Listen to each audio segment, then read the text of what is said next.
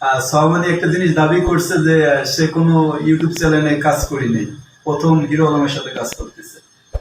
আমি হিরো আলম ভাইকে বলতে চাই, হিরো আলম ভাই আপনি যে প্রশ্নগুলো তাকে করছেন, প্রথমত যে প্রশ্নগুলো করছেন যে তার কোনো বিয়ে আছে কিনা, বা সে কোনো মিডিয়ায় কাজ করছে কিনা, বা সে কোনো কোনো সম্পর্ক করে কিনা, সে আপনাকে যে উত্তরগুলো দিচ্ছে, প্রথমত বলছে যে কোনো মিডিয়ায় সে কাজ করে নাই।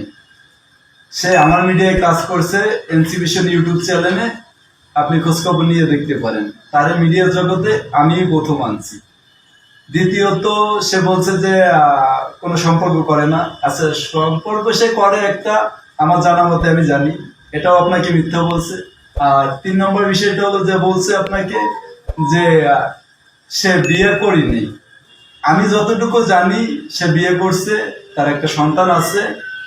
তার সন্তান পড়াশোনা করে বাগেরহাট পুরান বাজার গিরিনাট স্কুলে।